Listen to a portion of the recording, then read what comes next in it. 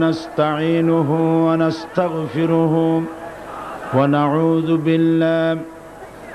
ونعوذ بالله من شرور أنفسنا ومن سيئات أعمالنا من يهد الله فلا مضل له ومن يضلل فلا هادي له ونشهد أن لا إله إلا الله وحده لا شريك له ونشهد أن سيدنا وحبيبنا ومولانا محمدا عبده ورسوله الذي أرسله بالحق بشيرا ونذيرا وداعيا إلى الله بإذنه وسراجا منيرا فقد قال الله تعالى في كلامه المجيد وفرقانه الحميد أعوذ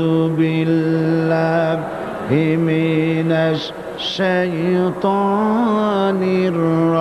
الرجيم بسم الله الرحمن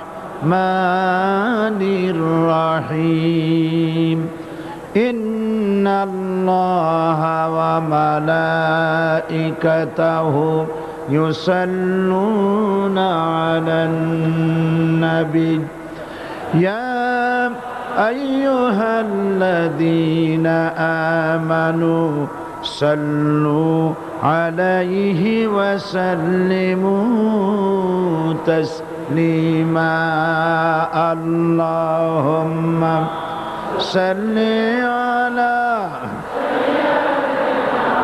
مولانا محمد وعلى آل سيدنا مولانا محمد প্রাণ খুলে মহব্বতের সাথে সবাই পড়েন আল্লাহুম্মা সাল্লি আলা মাওলানা মুহাম্মদ ওয়া আলা আলি সাইয়্যিদিনা মাওলানা মুহাম্মদ বালাগাল উলা بكماله كشف الدجى بجماله حسنت جميع خصاله صلوا عليه محمد مصطفى تمہی حبیب پاک داور ہو شفیع آسیہ مشکل کشائے روز محشر ہو بلغ العلا بکمالہ کشف الدجى بجمالہ حسنت جمیع خصالہ صلوا علیہ سورت یوسف بداری حکمت لقمان ماں قاری قرآن باری اے دل شادمان ماں بلغ العلا بکمالہ کشف الدجى بجمالہ حسنت جمیع خصالہ صلوا عليه وآله اللهم آمين ربنا ظلمنا أنفسنا وإن لم تغفر لنا وترحمنا لنكونن من الخاسرين পরওয়ারদিগারে আলম শাহানশাহ রাজাধিরাজ সম্রাটের সম্রাট বিশাল আকাশের জমিনের মালিক আল্লাহ রব্বুল আলামিন চট্টগ্রামের ইতিহাসের স্মরণকালের কোরআনে কারিমের সর্বশ্রেষ্ঠ মাহফিল নিয়ে কয়েকবার দরুদ সালাম পড়ে তোমার দরবারে আমরা হাত তুলেছি। মেহেরবানি মেহরবানি করে দুরুদ ও সালাম টুকুন সোনার মদিনায় নবী পাকের রওজা মুবারকে পৌঁছে দাও। তাম পৃথিবীর মাটির নিচে যত মুমিন মুমিনাত শুয়ে আছেন তাদের আরওয়ার পরে সওয়াব পৌঁছে দাও রব্বুল আলামিন। এ মাহফিলের আয়োজন যারা করেছেন, শোনার জন্য যারা এসেছেন, কিয়ামতের দিন মুসিবতের সময় এ মাহফিল আয় আল্লাহ পাক আমাদের সকলের জন্য নাজাতের জারিয়া বানিয়ে দিও আল্লাহ রব্বুল আলামিন। এ বিশাল জনসমুদ্র পুলিশের পক্ষে, স্বেচ্ছাসেবক বাহিনীর পক্ষে কারো পক্ষে সম্ভব নয় নিয়ন্ত্রণ করা। আল্লাহ পাক তুমি আপন কুদরতে মাহফিলের নিয়ন্ত্রণের দায়িত্ব নিয়ে নাও রব্বুল আলামিন। এ বিশাল মাহফিল মানুষকে আরাম করে বসে শোনার মতো তৌফিক দান করো। লাইট এবং মাইক সব পরিবেশ কোরআনের অনুকূলে এনে দাও ইয়া রব। करम तू अगर करे वो बात दे जुबान को जो दिल पर असर करे। रब्बना तक़ब्बल मिन्ना इन्नका अंतस समीउल अलीम व तुब अलैना इन्नका अंतत तव्वाबुर रहीम। सुब्हान रब्बिका रब्बिल इज्जति अम्मा यसिफून व सलामुन अलल मुरसलीन वल्हम्दुलिल्लाहि रब्बिल आलमीन। जनाब सभापति शेखुल हदीस अल्लामा हजरत मौलाना शमसुद्दीन साहेब मद्दजुल्लुहुल आली आजकल महफिले रौनक बख्श मेहमान शाही जामे मस्जिदर खतीब औलाद रसूल हजरत मौलाना अनवार ताहिर अल जाबिरी अल मदनी अतालल्लाहु उमरहु व बारकाल्लाहु फी हयाती आमीन। आजकेर महफिले उपस्थित हजरात उलमाए किराम, मजलूम आलिम दीन हजरत मौलाना मुफ्ती इजहारुल इस्लाम चौधरी, आजकेर মঞ্চে উপস্থিত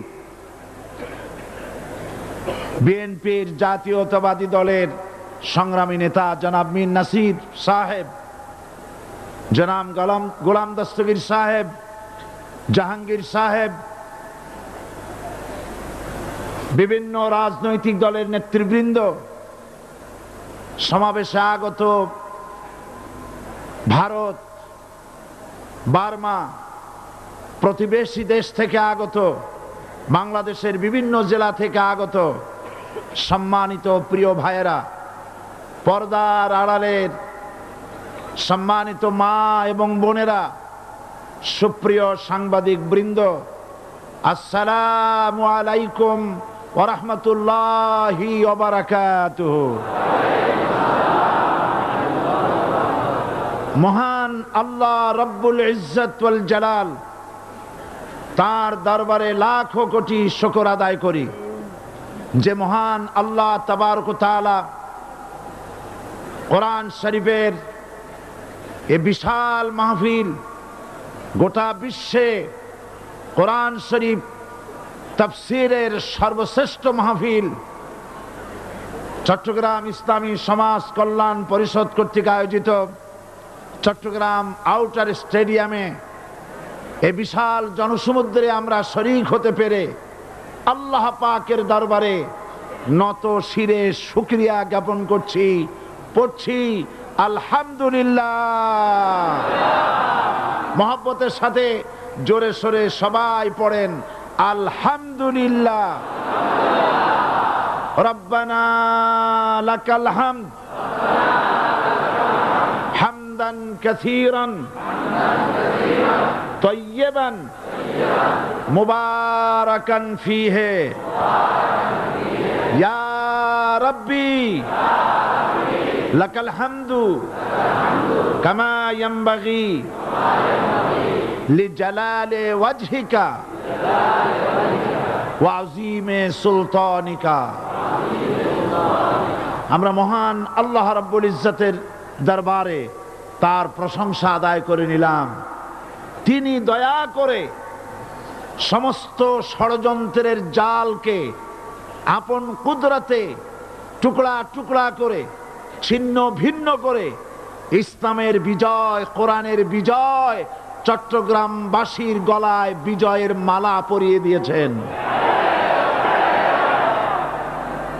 আল্লাহ পাক কোরআন শরীফের মধ্যে ইরশাদ করেছেন, ইউরিদুনা লিইউতফিউ নূরাল্লাহি বিআফওয়াহিহিম ওয়াল্লাহু মুতিম্মু নূরিহি ওয়ালাউ কারিহাল কাফিরুন।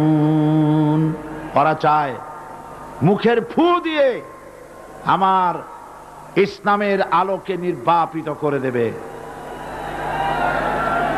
আমি বুঝতে পারছি মাইকে অসুবিধা হচ্ছে, ধৈর্য ধরুন, ধৈর্য ধরুন। মাইকের অপারেটর সংশ্লিষ্ট ব্যক্তিবর্গ ব্যবস্থা করবেন। আপনারা শুধু আল্লাহকে বলেন তিনি যেন দয়া করে মাইকের আওয়াজ সর্বত্র তার গোলামদের, বান্দা বান্দীদের শোনার জন্য সুযোগ করে দেন। ধৈর্য ধরতে হবে। তারপরেও বলে রাখি, কোন এলাকার মানুষ যদি শুনতে নাও পারেন, আল্লাহ না করুন শুনতে নাও পারেন, লক্ষ লক্ষ মানুষ শুনতেছে, তার ডিস্টার্ব করবেন না। অসংখ্য রেকর্ড হচ্ছে, tape recorder, audio video, CD VCD হচ্ছে, ঘরে বসে শুনতে পারবেন। যদি আজকে কেউ মাহরুম হনও, আল্লাহ যেন কাউকে মাহরুম না করেন, বলেন আমিন। ডিস্টার্ব করবেন না, শুনলে ডিস্টার্ব করবেন। আল্লাহ পাক তৌফিক দান করুন ধৈর্য ধরার, বলি আমিন। মাইকের কাজে নিয়োজিত ব্যক্তিবর্গ, আপনারা ঘুরে ঘুরে কষ্ট করে খোঁজ খবর রাখেন কোথায় মাইক হাত উঁচু করে যেখানে মানুষ হাত নাড়ে, সেই সব এলাকায় কি হয়েছে চোখ রাখুন এবং ব্যবস্থা গ্রহণ করুন। তো আল্লাহ পাক বলছেন ওরা চায় মুখের ফু দিয়ে শুনতে পারবেন। থামেন, শুনতে পারবেন, অপেক্ষা করেন। আল্লাহ পাক বলছেন মুখের ফু দিয়ে ওরা আমার আলোকে নির্বাপিত করতে চায়, কিন্তু আমার আলোকে তারা নির্বাপিত করতে পারবে না। আমি আমার দ্বীনকে পূর্ণতা দান করব। জোরে বলেন আলহামদুলিল্লাহ। কবি বলছেন, সাথে জাকা রহা হ্যায় আজল সে তা ইমরোজ, সাথে জাকা রহা হ্যায় अज़ल से ता इमरोज, चरागे मुस्तफा भी से शरारे बुलाबिस।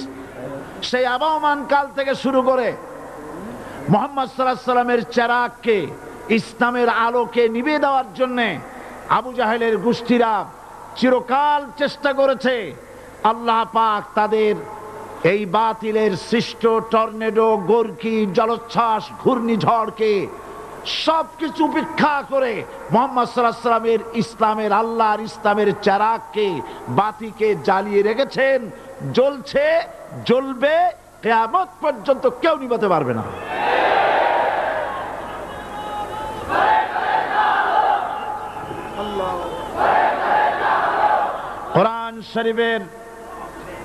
কোরআন শরীফের তাফসীর শুরু করার আগে প্রতিদিনের মতো সাংবাদিকদের জন্য কিছু কথা বলতে হয়, কারণ সময় মতো তারা খবর পৌঁছতে না পারলে, আপনারা এখানে লক্ষ লক্ষ আছেন মানুষ, কিন্তু সারা জাতি জানতে পারবে না এখানে কি হচ্ছে। এই জন্য আমি আজকের বক্তৃতায় কি সব কথা আনবো, তাফসীরের মাধ্যমে কি সব কথা আসবে, তার একটা সামারাইজ, তার সার সংক্ষেপ, অর্থাৎ নিউজের হেডলাইন যেমন বলা হয় সেরকম কিছু কথা 2-1 মিনিটে বলেই কোরআন শরীফের তাফসীর শুরু করব। বেমাশিয়াতিল্লাহ, বিইজনিল্লাহ, বেফাদলিল্লাহ। সেই কথাগুলি হচ্ছে এই পৃথিবীতে নবী রাসূলগণের আগমন ঘটেছিল, উদ্দেশ্য ছিল এই আল্লাহর জমিনে আল্লাহর মানুষের উপরে আল্লাহর বিধান কায়েম করা। এটাই ছিল নবীদের আগমনের উদ্দেশ্য। আর শয়তানের আগমনের উদ্দেশ্য ছিল আল্লাহর বিধানের পরিবর্তে ধর্ম নিরপেক্ষ মতবাদ কায়েম করা। এজন্যে পৃথিবীর কোন নবী কোন রাসূল ধর্ম নিরপেক্ষ ছিলেন না, সবাই ছিলেন ধর্মের পক্ষে। রাসূলুল্লাহর অসংখ্য সাহাবীদের মধ্যে একজন সাহাবীও ধর্মের ব্যাপারে নিরপেক্ষ ছিলেন না। গোটা বিশ্বের সমস্ত মুহাদ্দিস, মুফাসসির এবং বড় বড় ওলামা, পীর বুজুর্গ, এমন একজন লোক পাওয়া যাবে না যিনি ধর্মনিরপেক্ষ মতবাদের অনুসারী ছিলেন। তাই ধর্মনিরপেক্ষ মতবাদের অনুসারী হওয়ার অর্থই হচ্ছে পবিত্র কোরআন হাদিসের সরাসরি অমান্য করা এবং আল্লাহ ও তার রাসূলের সাথে বিদ্রোহ ঘোষণা করার শামিল। ধর্মনিরপেক্ষ মতবাদ শয়তানের আবিষ্কৃত মতবাদ বলেই দুনিয়ার অধিকাংশ ইহুদি, খ্রিস্টান, মুশরিকরা এই মতবাদের অনুসারী। ইসলাম সম্পর্কে অনভিজ্ঞ পৃথিবীর কিছু কিছু মুসলিম দেশের কিছু কিছু নামধারী মুসলমান ধর্মনিরপেক্ষ মতবাদের ষড়যন্ত্রে পা দিয়েছে। আল্লাহ তাদেরকে রক্ষা করুন। আমরা বলি আমিন, সবাই বলি আমিন।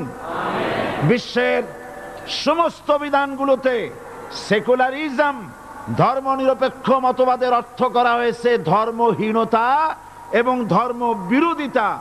এর বাস্তব দৃষ্টান্ত আমরা দেখতে পাই বর্তমান যে সরকার আছে, তাই সেই সরকারের আমলের ভিতরে আমরা এই জিনিসটা দেখতে পাই। সত্য কিনা বলেন? সত্য কিনা বলুন? এই দলটির নাম ছিল আওয়ামী মুসলিম লীগ। এই দলটির নাম ছিল কি? আওয়ামী মুসলিম লীগ। তখন তারা নারায়ে তাকবীর, আল্লাহু আকবার ধ্বনি দিত, স্লোগান দিত। কিন্তু ধর্মনিরপেক্ষ মতবাদ দলীয় আদর্শ হিসাবে গ্রহণ করার কারণে নারায়ে তাকবীর, আল্লাহু আকবার এই স্লোগান তারা বর্জন করেছে। 1972 সনে যখন তারা ক্ষমতায় এলেন, তখন সংবিধানের শিরোনামে মুসলিম প্রথা সিদ্ধ বিসমিল্লাহির রহমানির রহিম তারা পরিত্যাগ করেছিল। সমস্ত বিশ্ববিদ্যালয়ের মনোগ্রাম থেকে ইকরা বিসমি রাব্বিকাল্লাযী খালাক রব্বি জিদনি ইলমা এটাকে তারা বাদ দিয়েছিল। সলিমুল্লাহ মুসলিম হল এই নাম থেকে মুসলিম শব্দ বাদ দিয়েছিল। নজরুল ইসলাম কলেজের নাম থেকে ইসলাম শব্দ বাদ দিয়ে শুধু নজরুল কলেজ করেছিল। এগুলি অসত্য না সত্য? বর্তমান এই সরকার ধর্মনিরপেক্ষ হওয়ার কারণে ইসলাম এবং মুসলিম বিদ্বেষী, তার অসংখ্য প্রমাণ এই জাতির কাছে রয়েছে। দেশের শ্রেষ্ঠ সন্তান হচ্ছে আলেম ওলামা, পীর বুজুর্গ। বলেন সুবহানাল্লাহ। দেশের শ্রেষ্ঠ সন্তান পীর মাশায়েখ আলেম ওলামাদের বিরুদ্ধে কোন জায়গায় কোনো দুর্ঘটনা ঘটলেই তাদেরকেই দায়ী করা হয়। হরকুতুল জিহাদ, লাদেন বাহিনী, তালেবান নাম করে আলেমদেরকে গ্রেফতার করে এই সরকার পুলিশ দিয়ে নির্যাতন করেছে সরকার। একথা সর্বজনবিদিত যে সন্ত্রাস এবং হত্যা ধর্ষণের 90% অনুষ্ঠিত হয় কলেজ বিশ্ববিদ্যালয় পড়ুয়াদের মধ্য থেকে। আর চরিত্র সৃষ্টির শ্রেষ্ঠ কারখানা মাদ্রাসাগুলি এই সরকার একটা একটা করে বন্ধ করার পরিকল্পনা গ্রহণ করেছে। মাদ্রাসা শিক্ষাকে সংকুচিত করে ফেলছে। শুধু তাই নয়, দেশে অসংখ্য ভালো মন্দ পত্রিকা আছে, আরো রয়েছে ফুটপাতের অসংখ্য অশ্লীল ম্যাগাজিন, পর্ণ পত্রিকা। দেশের অধিকাংশ জাতীয় দৈনিকগুলো হিন্দুস্তানের টাকায় পরিচালিত এবং এগুলি হচ্ছে ইসলামের চরম বিদ্বেষী। সরকার সেগুলিরই পৃষ্ঠপোষকতা করছে, আর্থিক সাহায্য দিচ্ছে, বিজ্ঞাপন দিচ্ছে।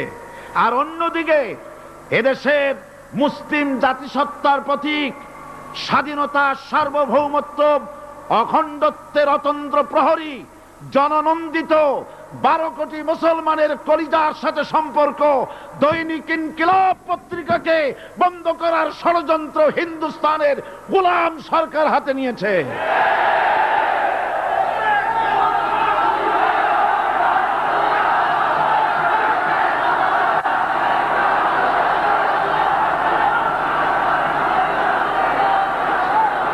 সরকার বস্তুনিষ্ঠ সাংবাদিকতায় ভয় পায়, ইসলামের পক্ষে কথা লিখলে ভয় পায়। এজন্য তারা দৈনিক ইনকিলাব এবং তার পরিবারের গায়ে হাত দেওয়ার প্রস্তুতি নিয়েছে। দৈনিক ইনকিলাবের সম্পাদকের গায়ে যদি হাত দেওয়া হয়, ইনকিলাব যদি বন্ধ করে দেওয়া হয়, সারা বাংলাদেশ অচল হয়ে যাবে।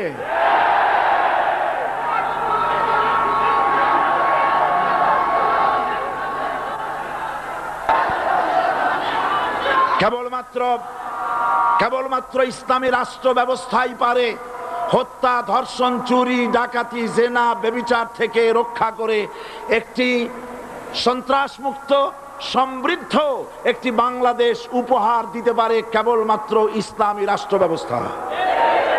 সুতরাং অবস্থা দৃষ্টে মনে হয় এরা যদি আরেক আল্লাহ না করুন, বলেন আল্লাহ না করেন, আল্লাহ না করেন, আল্লাহ না করেন, এরা যদি আরেকটা বার ক্ষমতায় যেতে পারে, ৭২-এর সংবিধানকে পুনরুজ্জীবিত করে ধর্মনিরপেক্ষ মতবাদ কায়েম করবে, সেজন্যে আজ গোটা তাওহীদবাদী মুসলমানদেরকে জানতে হবে ধর্মনিরপেক্ষ মতবাদ একটি কুফরি মতবাদ। ওলামারা আমাকে সাক্ষী দেন, ধর্মনিরপেক্ষ মতবাদ কুফরি মতবাদ কিনা। এই কুফরি মতবাদকে বাংলাদেশের মাটিতে যাতে কার্যকরী করতে না পারে তার জন্য গোটা তাওহীদি জনতা রুখে দাঁড়ান। আল্লাহ পাক সে তৌফিক গোটা জাতিকে দান করুন বলি আমিন। এবার আসুন কোরআনে কারীমের যে কথাগুলি আমরা আলোচনা করতে চাই, আপনাদের সামনে সূরা বাকারার 255 নম্বর আয়াত আমি তেলাওয়াত করে গত 2 দিন আলোচনা করেছি। আজকে আসেন সেই যেখান থেকে শেষ করেছিলাম সেখান থেকে আলোচনা শুরু করে যাক।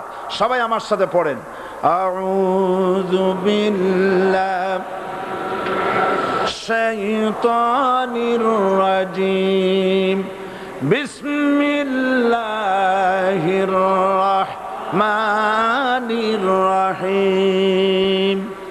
আল্লাহু লা ইলাহা ইল্লা হুয়াল হাইয়ুল কাইয়্যুম লা তাখুযুহু সিনাতুন ওয়ালা নাওম লাহু মা ফিস সামাওয়াতি ওয়া মা ফিল আরদ মান যাল্লাযী ইয়াশফা'ু ইনদাহু ইল্লা বিইذনিহি ইয়ালামু মা বাইনা আইদিহিম ওয়া মা খালফাহুম ওয়া লা ইউহিতুনা বিশাইইন মিন ইলমিহি ইল্লা বিমা শাআ ওয়াসি'a কুরসিয়্যুহুস সামাওয়াতি ওয়াল আরদ ولا يؤوده حفظهما وهو العلي العظيم صدق الله العظيم। আমি এই সূরার এই আয়াতের আলোচনা করতে গিয়ে আপনাদের সামনে বলেছিলাম কোরআন শরীফের সর্বশ্রেষ্ঠ আয়াত হচ্ছে হাদিস অনুযায়ী কোন আয়াত? আয়াতুল কুরসি। আল্লাহ পাকের সার্বভৌমত্বের পরিচয় এই আয়াতে কারিমার মধ্যে আল্লাহ পাক দিয়েছেন। গত 2 দিন আমরা আল্লাহ পাকের সার্বভৌমত্ব এবং তার পরিচয় সম্পর্কে আলোচনা করেছি। আজকে সামনের দিকে আমরা এগোতে থাকবো যতদূর আলোচনা করা যায়। আল্লাহ পাক বলছেন আল্লাহু লা ইলাহা ইল্লা হুয়াল হাইয়ুল কাইয়্যুম। আল্লাহ হচ্ছেন তিনি যিনি ছাড়া কোনো ইলাহ নাই। লা ইলাহা ইল্লাহু, তিনি ছাড়া কোনো ইলাহ নাই, সার্বভৌমত্বের মালিক কেউ নাই। এই যে লা ইলাহা, কোনো ইলাহ নাই, আমরা কালেমার মধ্যে এই কথাটা বলি। আমাদের কালেমায়ে তাইয়্যিবা আমরা কি উচ্চারণ করি? লা ইলাহা ইল্লাল্লাহু মুহাম্মাদুর রাসূলুল্লাহ। জোরে পড়েন লা ইলাহা ইল্লাল্লাহ, লা ইলাহা ইল্লাল্লাহু মুহাম্মাদুর রাসূলুল্লাহ। লা ইলাহা, কোনো ইলাহ নাই। এই দাওয়াত দিয়েছেন দুনিয়ার সমস্ত পয়গম্বর। এটা কি শুধু রাসূলুল্লাহর দাওয়াত ছিল? সমস্ত নবীদের স্লোগান ছিল একটা। সমস্ত নবীদের স্লোগান ছিল কয়টা? সবাই বলুন, কি সেই স্লোগান? লা ইলাহা ইল্লাল্লাহ। কোরআন শরীফের ভিতরে ইলাহ শব্দ 147 বার এসেছে। লা ইলাহার অর্থ যদি এই হয়, কোনো উপাস্য নাই আল্লাহ ছাড়া, কোনো মাবুদ নাই আল্লাহ ছাড়া, মুহাম্মদ সাল্লাল্লাহু আলাইহি ওয়াসাল্লাম আল্লাহর প্রেরিত রাসূল, তাহলে তো এত ঝঞ্ঝাট হওয়ার কথা ছিল না। আপনারা বলেন, নবীরা যখনই এই দাওয়াত দিয়েছেন লা ইলাহা ইল্লাল্লাহ, তখন সংঘর্ষ হয়েছে কিনা? হয়েছে কিনা? বাধা আসছে কিনা? তাহলে এই কথাটা কি, যার কারণে এরকমের বাধা আসে? লা ইলাহা ইল্লাল্লাহ, এর চাইতে বিপ্লবাত্মক, এর চাইতে রিভলিউশন সৃষ্টিকারী কথা আল্লাহর আকাশের নিচে জমিনের উপরে আর একটাও হতে পারে না। লা ইলাহা ইল্লাল্লাহ। ইলাহ শব্দের অর্থ শুধু উপাস্য আর মাবুদ নয়। ইলাহ শব্দের অর্থ হচ্ছে আইনদাতা, ইলাহ শব্দের অর্থ হচ্ছে শাসনকর্তা, ইলাহ শব্দের অর্থ হচ্ছে বিধানদাতা। তো লা ইলাহা যখন একটি লোক ঘোষণা করে, তার অর্থ দাঁড়ায় কোনো আইনদাতা নাই, বিধানদাতা নাই, শাসনকর্তা নাই, কারো আইন মানি না, বিধান মানি না, শাসন মানি না, আল্লাহ ছাড়া। কে ছাড়া? আল্লাহ ছাড়া। এই কালেমার দাওয়াত যখন পয়গম্বরেরা দিয়েছেন, তখন 3 শ্রেণীর লোকেরা বাধা দিয়েছে। বলেন কয় শ্রেণী? সবাই বলেন। 3 শ্রেণীর লোকেরা বাধা দিয়েছে। লক্ষ্য করুন। 1 নম্বরে বাধা দিয়েছে রাষ্ট্র শক্তি। 1 নম্বরে বাধা দিল কারা? 2 নম্বরে বাধা দিয়েছে ধনাঢ্য ব্যক্তিবর্গ। 3 নম্বরে বাধা দিয়েছে যারা কায়েমি স্বার্থবাদী ধর্মীয় শক্তি। এই 3টি শ্রেণী সমস্ত নবীদেরকে বাধা দিয়েছে। সেই বাধা অতীতে যারা দিত, এখন আর দেয় না নাকি? এখনো দেয়। দেখুন, এই কালেমার দাওয়াত হযরতে মূসা আলাইহিস সালামকে যেদিন আল্লাহ পাক প্রথম ওহী দিলেন, এই দাওয়াত শুধু রাসূল দেন নাই, আল্লাহ পাক বলছেন প্রত্যেক নবী তার জাতিকে এই দাওয়াত দিয়েছেন। কি? আল্লাহ রাব্বুল আলামিন বলেন, সকল নবী তার কওমকেই বলে দাওয়াত দিয়েছেন, ইয়া কওমি ইবুদুল্লাহা মা লাকুম মিন ইলাহিন গায়রু।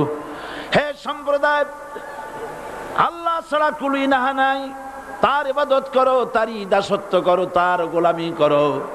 আল্লাহ পাক মূসা আলাইহিস সালামকে যখন নবুয়াত দিলেন, প্রথম যে ওহী এলো, প্রথম ওহীটাই ছিল ইন্নানি আনাল্লাহ লা ইলাহা ইল্লা আনা ফা'বুদনি ওয়া আকিমিস সালাতা লিযিকরি।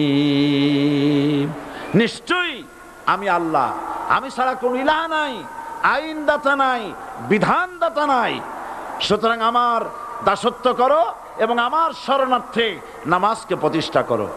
মূসা আলাইহিস সালামকে আল্লাহ পাক ওহী দিয়ে তাকে পাঠালেন। কোথায় পাঠালেন? আল্লাহ পাক বলেন, ইযহাব ইলা ফিরআউনা ইন্নাহু তাগা। গোটা কওম নাফরমান, আল্লাহর আইন কেউ মানছে না। গোটা কওমের কাছে না পাঠাইয়া আল্লাহ পাক সর্বপ্রথম মূসা আলাইহিস সালামকে দাওয়াত নিয়ে কার কাছে পাঠালেন? ফেরাউনের কাছে, কারণ ফেরাউন হচ্ছে রাষ্ট্রশাসক। ফেরাউন কি রাষ্ট্রশাসক। টিলা নিচের পানি পাহাড়ের উপরে যায় না, উপরের পানি না নিচের থেকে উপরে যায়, উপরে পানি নিচে আসে। সুতরাং দেশ যারা চালায় এই লোকগুলি যদি ভালো হয় গোটা দেশ ভালো হয়, আর সমস্ত মানুষটা যদি, রাষ্ট্র যিনি পরিচালনা করেন এই লোকগুলি যদি খারাপ হয় গোটা দেশ খারাপ হতে বাধ্য। এই জন্য আল্লাহ পাক বলছেন সর্বপ্রথম তুমি ফেরাউনের কাছে যাও এবং এই কালেমার দাওয়াত দাও। হযরত মূসা আলাইহিস সালাম ফেরাউনের কাছে গেলেন আর দাওয়াত দিলেন, ফেরাউন পড়ে নাও লা ইলাহা ইল্লাল্লাহ। একটি কথা আপনাদের মনে রাখতে হবে, দুনিয়ার কোন ফেরাউন, কোন নমরুদ, কোন সাদ্দাত, কোন হামান কেউ বলে নাই যে আমি আল্লাহ, আমি রাজ্জাক, আমি খালেক, আমি পৃথিবীর সৃষ্টি করেছি। কথা কেউ বলেছে? কেউ বলে নাই। কি বলেছে তারা? ফেরাউন বলেছে মা আলিমতু লাকুম মিন ইলাহিন গায়রি, আমি তো জানি না আমি ছাড়া আরো কোনো ইলাহ আছে, এ কথা আমার জানা নাই, সুতরাং আমি হচ্ছি ইলাহ আর তুমি বলছো লা ইলাহা। তার মানে হচ্ছে ওই সময় পয়গম্বরেরা, আল্লাহর নবীর সাহাবীরা তারা জানতেন যে আমরা কিসের দাওয়াত দেই, আর যারা শুনতো তারাও বুঝতো কিসের দাওয়াত শুনতেছি। আজ আমার দেশে একই কালেমার দাওয়াত দেওয়া হয় কিন্তু মানুষেরা বুঝতে পারে না কি শুনতেছি। ভাষা জানার ব্যাপারে, বোঝার ব্যাপারে হলো আসল বিষয়। এটা বুঝাতে গিয়ে আমি মাঝে মধ্যে একটা দৃষ্টান্ত দেই এভাবে। একজনের একটা রেশনের দোকান ছিল, সেই দোকানে তার একটা ময়না পাখি ছিল, আর ময়না পাখিকে কথা শেখানো যায় সেটা তো আপনারা জানেন। জি, ময়নাকে শিখায়েছে যে লাইন করুন, এক এক করে আসুন। ময়না এই কথা শিখেছে। সকালবেলায় যখন রেশনের দোকানে ভিড় পড়ে গেছে তখন ওই পাখি খাঁচার মধ্যে বসে বলছে লাইন করুন, এক এক করে আসুন। একদিন খাঁচার দরজা খোলা পেয়ে পাখি উড়ে গিয়ে গাছের ডালে বসেছে। আশেপাশে যত পাখি ছিল তারা চিন্তা করলো এই রকমের পাখি তো কখনো দেখি নেই। ময়না তো দেখতে কাকের মতো না, শালিকের মতো না, দেখতে একটা ভিন্ন রকম। ওরা এসে চতুর্দিক থেকে এই নবান্ত, এই যে নতুন এসেছে, ওরে ঠোকরানো শুরু করেছে চতুর্দিক থেকে। ঠোকরানি খেয়ে ময়না বলতেছে লাইন করুন, এক এক করে আসুন। এখন ময়না তো বোঝে না যে কি বলতেছি, আর যে পাখিরা ঠোকরাচ্ছে তারাও তো বোঝে না যে কি শুনতেছি। ময়না যদি বুঝতো যে আমি কি বলি, সবাই মিলে ঠোকরায়, তাই জান বাঁচে না। লাইন করে ঠোকরাইনি তো কলজে যাবে, সব ঠোঁটে ঠোঁটে চলে আসে, বোঝে নাই। আমাদের অবস্থা তাই হয়েছে। এই যে আপনারা এখানে দাঁড়াইছেন কেন? যারা যেখানে দাঁড়ায় বসা মানুষেরা অনুরোধ করে বসায় দেন। এত বড় বিশাল মাহফিলে আপনি দাঁড়ায়া কোন মানুষকে কষ্ট দিবেন না, জায়েজ নাই। মুসলমানদেরকে কষ্ট দেওয়া কবিরা গুনাহ। বুঝতে পেরেছেন? যে যেখানে দাঁড়িয়েছে আপনারা বসা মানুষেরা তাদেরকে বসায় দেন। এত বড় বিশাল মাহফিলে আপনি দাঁড়ায়া কোন মানুষকে কষ্ট দিবেন না, জায়েজ নাই। মুসলমানদেরকে কষ্ট দেওয়া কবিরা গুনাহ। বুঝতে পেরেছেন? যে যেখানে দাঁড়িয়েছে আপনারা বসা মানুষেরা তাদেরকে বসায় দেন। সুতরাং এই কালেমার দাওয়াত যখন হযরতে মূসা আলাইহিস সালাম দিলেন, ফেরাউন বলল আমি তো জানি না যে আমি ছাড়া আরো কোন ইলাহ আছে, আইনদাতা তো আমি, তুমি নতুন কোথা থেকে আইনদাতা নিয়ে আসছো? ফেরাউন বলছে দেখো, আমারে বাদ দিয়া যদি অন্য কাউকে ইলাহ বলে তুমি মানো আর সেই শিক্ষা যদি যে জাতিকে দাও, তাহলে আমি তোমাকে ধরে লাআজআলান্নাকা মিনাল মাসজুনিন, আমি তোমাকে কারারুদ্ধ করব, আমি তোমাকে জেলখানায় ঢুকিয়ে দেব। রাষ্ট্রশক্তি প্রথম বাধা দিল কারা? বলেন সবাই। সেই বাধা কি ওখানে শেষ হয়েছে না এখনো আছে? আছে কিনা জোরে বলেন। আমি তোমাকে জেলখানায় ঢুকাবো। হযরত মূসা আলাইহিস সালাম বলেন ফেরাউন রে, জেলের ভয় আমি করি না, আমাকে জেলের ভয় দেখায়া লাভ নাই, আমি আল্লাহ পাকের পয়গম্বর হযরতে মুসা আলাইহিস সালাম। ফিরআউনের দলবল আছে, লোক লস্কর আছে, তার অস্ত্রের অভাব নাই। আল্লাহ রাব্বুল আলামিন মুসা আলাইহিস সালামের কাছে একটা অস্ত্র দিয়া দিলেন। দিছিলেন কিনা? আল্লাহ পাক হযরত মুসা কি বলেছেন, ওয়া মা তিলকা বিয়ামিনিকা ইয়া মুসা। মুসা রে, তোমার হাতে ওটা কি? মুসা আলাইহিস সালাম বললেন, এটা লাঠি। আল্লাহ পাক বললেন, ফেলে দাও লাঠি। লাঠি ফালায় দিলেন, কি হয়ে গেল? হিয়া হাইয়াতুন তাসআ, লাঠি হয়ে গেল। এখন লাঠি পড়ে সাপ হয়ে গেল। সাপ দেখে নবী হোক, ওলি হোক, সাহাবী হোক আর আলেম হোক, সাপ দেখলে ভয় করে না মানুষের? মুসা আলাইহিস সালাম ভয় পেয়েছে। আল্লাহ রাব্বুল আলামিন হযরত মুসাকে শোনায় দিলেন, খুযহা ওয়া লা তাখাফ সানুঈদুহা সিরাতাহাল উলা।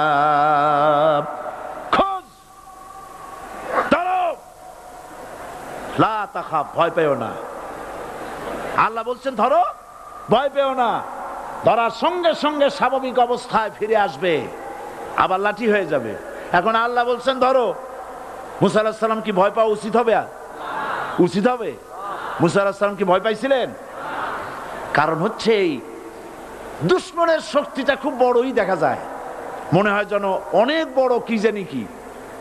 আল্লাহ পাক বলছেন, ইন্না কাইদাশ শায়তানে কানা দাঈফা। শয়তানের চক্রান্ত যতই তুমি মনে করো অনেক ষড়যন্ত্রের জাল বিস্তার হয়ে আছে, আল্লাহ কয় কিছুই না, দাঈফা, অত্যন্ত দুর্বল। আল্লাহ পাক বললেন ধরো। মুসা আলাইহিস সালাম সাপ ধরলেন, সঙ্গে সঙ্গে লাঠি হয়ে গেল। ফিরআউন বরদাস্ত করলো না, রাষ্ট্রশক্তির পক্ষ থেকে আক্রমণ শুরু হলো। অপরাধ কি? মুসা আলাইহিস সালামের অপরাধ কি? কি অপরাধ? মাশাআল্লাহ, বুঝতে পেরেছেন। অপরাধ হচ্ছে তিনি বলেছেন লা ইলাহা, জোরে বলেন লা ইলাহা ইল্লাল্লাহ। এই কালেমাকে আজ আমরা ভিক্ষার বুলি বানাইছি। এটা হলো সার্বভৌমত্বের বুলি, এটা হচ্ছে আল্লাহ পাকের সার্বভৌমত্বের কথা। আজ আমরা মানুষের কাছে আমরা শুনি, মানুষেরা ভিক্ষা চায়, লা ইলাহা ইল্লাল্লাহ, এক মুঠ চাউল দেন, লা ইলাহা ইল্লাল্লাহ 10 খান পাই দেন। এই হচ্ছে কালেমার জিকির। আবার কেউ কেউ জিকির করতেছে লা ইলাহা আস্তে, ইল্লাল্লাহ জোরে, এমন জোরে কলব সাফ করে, কলব তাতে থাকলেও পারে, গেলেও পারে। এই কালেমার জার, এর আঘাত পয়গম্বররা মেরেছেন। হযরতে মুসা আলাইহিস সালাম যখন বলেছেন লা ইলাহা ইল্লাল্লাহ, এই ধাক্কা ফিরআউন বরদাস্ত করতে পারে নাই। দরিয়ায় নীলের ভিতরে আল্লাহ পাক ডুবাইয়ে শেষ করে দিয়েছেন, দেন নাই? হযরতে মুসা আলাইহিস সালাম তার উম্মতেরা দরিয়ার পাশে বসে দ্বীনি কথাবার্তা বলতেছেন। এমন সময় ফিরআউন, তার শত্রু হচ্ছে মুসা আলাইহিস সালাম। শত্রু কেন? মুসা কি ফিরআউনের পাকা ধানে মই দিয়েছে নাকি? বলেন আপনারা। তার হালের গরু পিটায় মারছে নাকি? অপরাধ হলো তিনি আল্লাহর জমিনে আল্লাহর আইন প্রতিষ্ঠার কথা বলেছেন। এই শুধুমাত্র এই অপরাধে ফিরআউন তার দলবল নিয়ে 3 দিক থেকে আক্রমণ করেছে। মুসা আলাইহিস সালামের উম্মতেরা ভয় পেয়ে গেছেন। তারা বলছেন ইন্না লামুদরাকুন, আমরা পাকড়াও হয়ে গেছি। 3 দিকে সাড়াশি আক্রমণ, 3 দিকে শত্রু, একদিকে দরিয়া, পালাবার রাস্তা আছে? হযরত মুসা আলাইহিস সালাম ভয় পেয়ে গেলেন, সারেন্ডার করলেন না। হযরত মুসা আলাইহিস সালাম বললেন কাল্লা, কখনো নয়, ভয় পাওয়ার কোনো কারণ নাই। রব্বি সায়াহদিন, অবশ্যই আমার রব আমার জন্য রাস্তা করে দিবেন। ভয় পাইও না, আমার রব রাস্তা করে দিবেন। আল্লাহ রাব্বুল আলামিন হযরত মুসা আলাইহিস সালামকে অর্ডার করলেন, হাতের লাঠি দিয়া দরিয়ার উপরে আঘাত করো। হযরতে মূসা আলাইহিস সালাম দরিয়ার উপর আঘাত করলেন। রাস্তা ছিল দরকার একটার, এক বাড়িতে আল্লাহর হুকুমে লাঠি দিয়ে একটি আঘাত করার সঙ্গে সঙ্গে হযরত মূসার তার সঙ্গী সাথী দরিয়া পার হওয়ার জন্য দরিয়ার মধ্য দিয়ে আল্লাহ 12টা রাস্তা পয়দা করে দিলেন। সে আল্লাহ আছে না নাই? এত আসতে বলেন কেন? ভয় পাওয়ার কারণ আছে? রাষ্ট্র শক্তি বাধা দিয়েছে সমস্ত নবীদেরকে। কেন? নবীদের চরিত্র খারাপ? জোরে বলেন, নবীদের চরিত্র খারাপ? নবীদের চাইতে মাসুম বেগুনাহ উন্নত চরিত্রের মানুষ আল্লাহর আকাশের নিচের জমিনের উপরে আর হয় নাই। তোমরা যে সব নেতাদের পিছনে দৌড়াও, অমুকের সৈনিক, নেতা নেতা করে মরো, এইসব নেতা যাদের পিছনে দৌড়াও, এই নেতাগুলি, আমি জিজ্ঞেস করি আপনাদেরকে, এই নেতাগুলি জীবনে একবারও জেনা করে নাই? এ ব্যাপারে অনুসারীরা আপনারা কি নিশ্চিত? মিথ্যা কথা জীবনেও কয় নাই, প্রতারণা করে নাই, ঠাট্টা করে নাই, বিদ্রুপ করে নাই, মদ খায় নাই, মানুষ হত্যা করে নাই। কিসের নেতা? নেতা হচ্ছেন সেই ব্যক্তি যিনি বলেছেন, ও আমার স্ত্রীরা, ও আমার সাহাবীরা, রাতের আধারে আমার মধ্যে যা আচরণ দেখতে পাও, দিনের আলোতে আমার মধ্যে যা দেখতে পাও, সবগুলি খুলে খুলে মানুষের কাছে বলে দাও। তার নাম বিশ্বনবী মুহাম্মদ রাসূলুল্লাহ সাল্লাল্লাহু আলাইহি ওয়াসাল্লাম।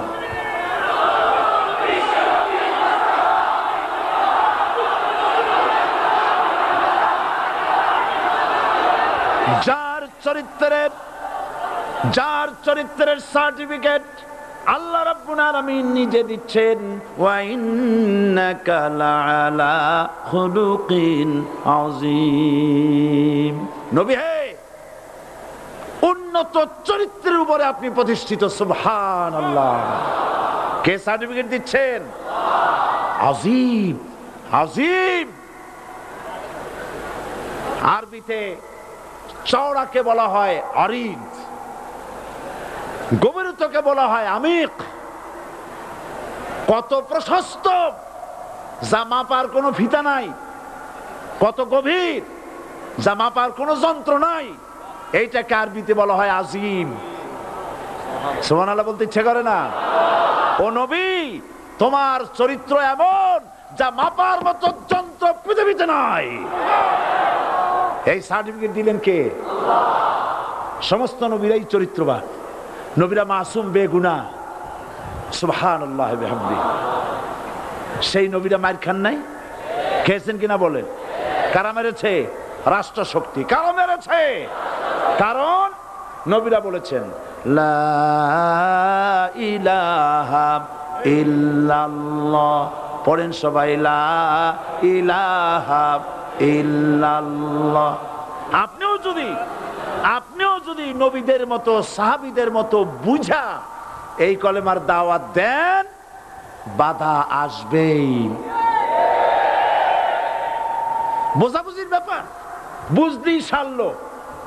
কত মাহফিল হয় বাংলাদেশে, হয় না? কোনো বাধা নাই, ঠিক কিনা? কত পূজা হয়, পার্বণ হয়, গান হয়, থিয়েটার হয়, গুণাগার বিবির গান হয়, কত কিছু হয়। কোনো বাধা আছে? তাফসীরের মাহফিলে বাধা। কারণ ওরা বুঝতে পেরেছে এ তাফসীরের মাহফিলে গাজীর গীত হয় না, এ তাফসীরের মাহফিলে আল্লাহর সার্বভৌমত্ব কায়েমের আন্দোলন চলে।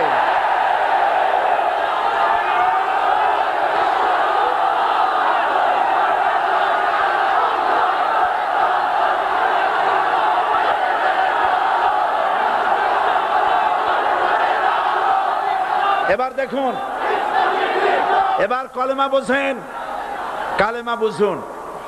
বঙ্গভবনের সামনে দাঁড়ায়া, গণভবনের সামনে দাঁড়িয়ে আপনি যদি কালেমার জিকির করতে থাকেন, লা ইলাহা ইল্লাল্লাহ, লা ইলাহা ইল্লাল্লাহ, লা ইলাহা ইল্লাল্লাহ, লা ইলাহা ইল্লাল্লাহ, 2-1 ঘন্টা, 2-4 ঘন্টা দেখবেন অফিসাররা এসে বলবে না জানি কোন খাজা বাবা আসছে, আসেন আসেন, নিয়ে খাইতে দেবে, হাদিয়া দেবে। যেহেতু যিনি পড়তেছেন উনি বোঝেন না কি বলতেছেন, আর যারা দাওয়াত দিয়ে নিয়ে গেল ওরা টের পাই নাই যে কি কি শুনে দাওয়াত দিতেছে। কিন্তু আপনি যদি বঙ্গভবন, গণভবন, সেক্রেটারিয়েট আর পার্লামেন্ট এর ভিতরে ঢুকে যদি বলেন কোন মানুষের তৈরি করা আইন মানি না, কোন সরকারের সার্বভৌমত্ব স্বীকার করি না, কারো বিধান মানি না, কারো তৈরি করা আইনের সামনে মাথা নত করি না, আল্লাহ ছাড়া কারো বিধান মানি না, হাদিয়া আসবে, খাইতে দেবে, পকেটে টাকা দেবে, খাওয়াবে এক জায়গায় নিয়ে, কোন জায়গায়? লাল দালানে। বোঝাবুঝির ব্যাপার। পয়গম্বরেরা দাওয়াত দিয়েছেন আয়াতুল কুরসি ফরজ নামাজ পড়িয়া। দেখছি অনেকেই জামার বুতাম টুতাম খুলিয়া তারপরে জোরে একটা ফু দেন।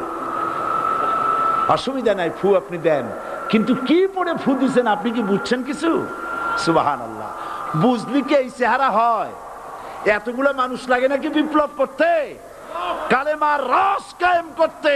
313 জন মুসলমান যথেষ্ট পৃথিবীতে।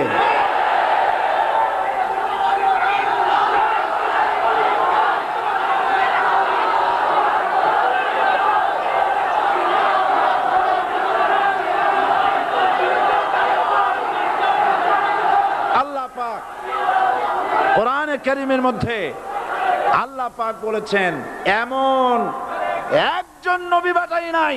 ইয়া হাসরাতান আলাল ইবাদ, বান্দার উপরে আফসোস। আহারে, কে বলতেছেন? আমার আল্লাহ। বলেন আমার আল্লাহ। তিনি আফসোস করছেন, আফসোস। একজন পয়গম্বর এমন পাঠাইলাম না, একজন রাসূল পাঠাইলাম না যার সাথে এরা ঠাট্টা করে নাই, বিদ্রুপ করে নাই, পাগল বলে নাই, মারে নাই।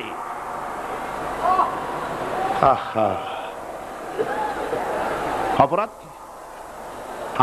আল্লাহর সার্বভৌমত্ব প্রতিষ্ঠার অপরাধ। হযরত ইব্রাহিম আলাইহিস সালাম তিনি যখন এই কালেমার দাওয়াত দিয়েছেন নমরুদের বিরুদ্ধে, নমরুদ বলেছে মান আসাদ্দু মিন্না কুওয়া, আমার চাইতে শক্তিশালী আর কে আছে? আনা রব্বুকুমুল আলা, আমি তোমাদের বড় প্রভু। নাউজুবিল্লাহ। কই থেকে একটা তুমি বলছো লা ইলাহা ইল্লাল্লাহ, আমি তো ইলাহ। হযরত ইব্রাহিম আলাইহিস সালামকে কালেমার দাওয়াত পেশ করার অপরাধে অগ্নিকুণ্ডের ভিতরে ফালাবার ব্যবস্থা হয়ে গেছে। আল্লাহ পাক সব ঘটনা কোরআনে বলে দিয়েছেন। দিয়েছেন কিনা বলেন? কেন বললেন এই সমস্ত কথা? এই জন্য বলেছেন ফেরাউন মরে যাবে, নমরুদ মরে যাবে, কিন্তু তাদের প্রেতাত্মারা যুগে যুগে তারা বেঁচে থাকবে। আগুনের ভিতরে ফালাবার ব্যবস্থা হয়েছে। আল্লাহ পাক বলে দিয়েছেন আমার রাস্তায় যদি চেষ্টা করো, জিহাদ করো, আমার সাহায্য তোমরা পাবে। ওয়া কানা হাক্কান আলাইনা নাসরুল মুমিনিন, মুমিনদেরকে সাহায্য করা আমি আল্লাহর জন্য ওয়াজিব। সুবহানাল্লাহ বলবেন না? আলহামদুলিল্লাহ বলবেন না? আমার জন্য ওয়াজিব মুমিনদেরকে সাহায্য করা। ইব্রাহিম আলাইহিস সালামকে আগুনে ফেলানো হচ্ছে। হযরত জিবরাইল বলেন ইব্রাহিম তোমাকে আগুনের ভিতরে ফেলানো হতেছে, আমার কাছে সাহায্য চাও, আমি তোমারে বাঁচায় দেব। হযরত ইব্রাহিম আলাইহিস সালাম তিনি বললেন জিবরাইল আমার পরীক্ষা চলতেছে, আমাকে ডিস্টার্ব করো না, আমি তোমার কাছে সাহায্য কেন চাইব? আমি তো এমন কোন অন্ধ আল্লাহর ইবাদত করি না যিনি তার বান্দার দুঃখ দুর্দশা নিজের চোখে না দেখেন। পরীক্ষা পাস করছে না? পাস করছেন কিনা? হযরত ইব্রাহিম বলেন শোনো জিবরাইল, আমি যদি আগুনের ভিতরে পড়ে যাই আর আগুনে পুড়ে যদি ভস্ম হয়ে যায়, আমার আল্লাহ যদি এতে খুশি হন, তাহলে আমি আমার রব্বুল আলামিনকে খুশি করার জন্য এভাবে 1000 বার পড়তে আমি রাজি আছি। ইব্রাহিম আলাইহিস সালাম আগুনের ভিতরে পড়ে গেলেন। আল্লাহ রাব্বুল আলামিন আগুনের প্রতি নোটিশ করে দিলেন ইয়া নারু কুনি বারদাও ওয়া সালামান আলা ইব্রাহিম। আগুন আমার ইব্রাহিমের জন্য শান্তিদায়ক, ঠান্ডা হয়ে যা। ইব্রাহিম আলাইহিস সালাম জ্বলছেন, পুড়ে গেছেন। নমরুদ তার প্রাসাদের ছাদে বসে ইব্রাহিম আলাইহিস সালামের পোড়া দৃশ্য দেখে আনন্দ করবে, আগুনের দিকে তাকায় দেখে ইব্রাহিম আরামে বসে আছেন। পোড়া তো দূরের কথা, জামাও পড়ে নাই। ও ডাক দিয়া বলে, রে আগুন, গোটা জাতি নিয়ে তোর পূজা করলাম, আমার দুশমন কেন জ্বালাইতে পারিস না? তোর জ্বালানো শক্তি কি নষ্ট হয়ে গেছে নাকি? আগুনের ভিতর থেকে আওয়াজ বেরিয়ে এলো, নমরুদ, আমার ভিতরে দাহ্য শক্তি, জ্বালানো শক্তি আছে কি নাই যদি প্রমাণ করতে চাও, টেস্ট করতে চাও, তুই নিজে আয়, তোরে সুদ্ধা তাম দুনিয়া জ্বালাই দিতে পারি, ইব্রাহিমের এক গাছা পশম জ্বালাইতে পারি না। বিশ্বকবি আল্লামা ইকবাল কি সুন্দর করে বলেছেন, আজ ভি হো জু ইব্রাহিম কা ইমা पैदा आग कर सकती है एक अंदाज़े गुलिस्तां पैदा। ইব্রাহিমের ঈমান যদি আজও কোথাও হয় বিদ্যমান, করতে পারেন অগ্নিকুণ্ডে খুবসুরত এক গুলিস্তান। এখনো যদি ইব্রাহিমের সন্তানদেরকে আগুনের মধ্যে ফেলে দেওয়া হয়, আর ইব্রাহিম ঈমান যদি থাকে, আগুনকে ফুলের বাগান বানাবার ক্ষমতা আল্লাহর আছে। চিরকাল আল্লাহ পাক এই কালেমাকে দিয়েছেন আল্লাহর সার্বভৌমত্বকে প্রতিষ্ঠা করার জন্য। আয়াতুল কুরসি শুধু পড়ে বুকে ফু দেওয়ার জন্য নয়। পড়েন আমার সাথে, আল্লাহু লা ইলাহা ইল্লাহু আল হাইয়ুল কাইয়্যুম। দুনিয়ার সমস্ত পয়গম্বর অত্যাচারিত হলেন, শুধু তাই নয়, বিশ্ব নবী আখেরি জামানার পয়গম্বর নবী মুহাম্মদ রাসূলুল্লাহ সাল্লাল্লাহু আলাইহি ওয়াসাল্লাম জাতির কাছে আসলেন। তিনি এসে বললেন, ইয়া আইয়ুহান নাস কুলু লা ইলাহা ইল্লাল্লাহ। প্রথম দাওয়াত, প্রথম দাওয়াত। শুনছেন কথা? রাসূলুল্লাহ বলছেন, ও জাতি, আমার রাসূল তো মক্কার রাসূল না শুধু, মদিনার রাসূল না শুধু, আরবি ভাষা ভাষীদের রাসূল না শুধু, আমার নবী কি নবী? চিল্লায় বলেন। তাই তিনি বলেছেন, ও বিশ্বের মানবতা, বিশ্বের মানব গোষ্ঠী, যদি মুক্তি পেতে চাও, নাজাত পেতে চাও, উচ্চারণ করো, বিশ্বাস করো, আমল করো, বলো লা ইলাহা ইল্লাল্লাহ। জোরে পড়েন, লা ইলাহা ইল্লাল্লাহ, লা ইলাহা ইল্লাল্লাহু মুহাম্মাদুর রাসূলুল্লাহ। আবু জাহেল বুঝছিল কলেমার অর্থ? কথা বলেন না কেন? আবু জাহেল বুঝছিল? উতবা, সাইবা, মুগিরার গোষ্ঠীরা বুঝছিল? বুঝেছে। তারপরে তারা চিন্তা করলো যে সর্বনাশ তো করছে, লা ইলাহা, কোন ইলাহ নাই, আইনদাতা নাই, বিধানদাতা নাই, তাহলে আমরা কি ঘরে বসে বসে কি করব? উনি নতুন একজন ইলাহ নিয়ে আসছে, আল্লাহ ছাড়া কোন ইলাহ নাই, তাহলে আমাদের কাজটা কি?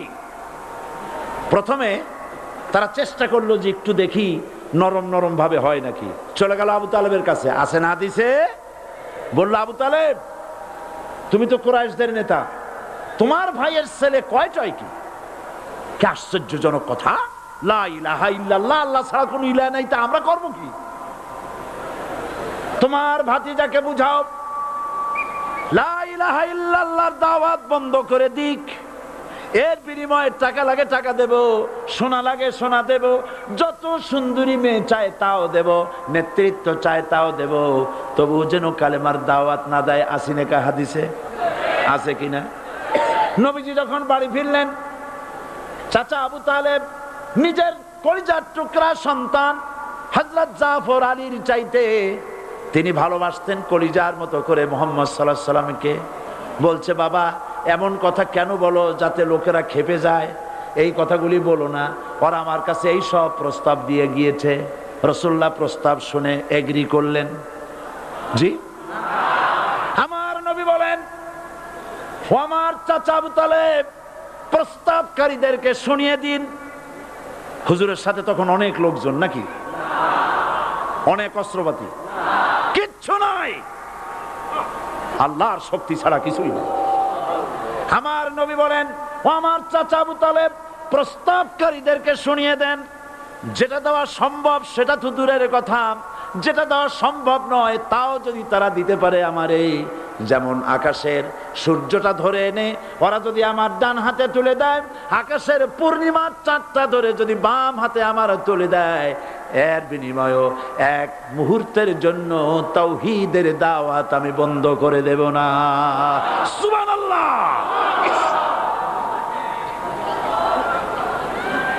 রাসূল করিম সাল্লাল্লাহু আলাইহি ওয়াসাল্লাম তাদের এই প্রস্তাবকে যখন গ্রহণ করলো না, কাফেরেরা বুঝলো। আমি আগেই বলেছি 3 শ্রেণীর লোক বাধা দিয়েছে। কয় শ্রেণী? প্রথম শ্রেণী কি? রাষ্ট্র শক্তি, তাদের হাতে অস্ত্রপাতি তো খুব শক্তি। আর যারা একবার ক্ষমতায় যায়, ওরা মনে করে এই ক্ষমতা থেকে আমাদেরকে কেউ নামাইতে পারবে না। বিংশ শতকের শ্রেষ্ঠ মুজাদ্দিদ আল্লামা সৈয়দ আবুদুল্লাহ মওদুদী রাহমাতুল্লাহ আলাইহি তিনি এক জায়গায় লিখেছেন, স্বৈরাচারীরা তার পতনের সমস্ত ছিদ্র বন্ধ করে, কিন্তু একটা ছিদ্র বন্ধ করতে পারে না, মনের ভুলে সে ছিদ্রটা থেকেই যায়, যেই ছিদ্র দিয়ে আসলে তার পতনটা হবে। ক্ষমতায় গিয়ে মনে করে চিরকাল ক্ষমতায় থাকবো। ভারতের প্রধানমন্ত্রী পণ্ডিত জওয়াহরলাল নেহেরু রাঁচি পাগলাগারদে গিয়েছেন, মেন্টাল হসপিটাল। পাগলেরা নেহেরুকে দেখে আশ্চর্য হয়ে গেছে, এত সুন্দর মানুষ, মাথায় কিস্তি টুপি, গায়ে শেরওয়ানি, মুসলমানি ড্রেসই আলাদা। যদিও তিনি হিন্দু ছিলেন, পরেছেন মুসলমানি ড্রেস। শেরওয়ানি কাদের পোশাক? কাদের পোশাক? হাতে ছড়ি নিয়ে হাঁটা, স্টাইল করে, সুন্দর পাজামা, সুন্দর টুপি, সুন্দর সাজসজ্জা করে, মুসলমানদের ড্রেস। এই ড্রেস পরে তিনি গিয়েছেন, সবসময় যে ড্রেস তিনি পরতেন। পাগলেরা জিজ্ঞেস করছে, তুমি কে গো? উনি বলছেন, আমারে চেনো নাই? আমি ভারতের প্রধানমন্ত্রী পণ্ডিত জওয়াহরলাল নেহেরু। পাগলেরা বলছে, ও সেই কথা। আমরাও যখন এই হসপিটালে আসছিলাম, এই তোমার মতো লম্বা লম্বা কথা আমরাও বলছি। থাকো আমাদের সাথে কিছুদিন, তোমার মাথাও ঠান্ডা হয়ে যাবে। ক্ষমতায় যারা থাকে, ক্ষমতার মোহে চতুর্দিকে অন্ধকার দেখে, মনে করে আমার পতন আর হবে না। কিন্তু তোমাকে বুঝিবে যে গোকুলে বাড়ি শেষে। গাড়ির চাকা সব সময় উপরে থাকে না। গাড়ির চাকা সব সময় উপরে থাকলে গাড়ি তো চলবেই না। গাড়ির চাকা ঘোরে বলেই তো গাড়ি চলে। সুতরাং এই উপরে তোমার চাকা উপরে এখন আছে বলে, তোমার দলের চাকা উপরে আছে বলে যারা মানুষের উপরে জুলুম করছো, আলেমদেরকে ধরতেছো, মুসল্লিদেরকে ধরে ধরে জেলে ঢুকাচ্ছ, সময় আসবে এমন ইন্দুরের গর্ত পাবানা পালাবার জন্য।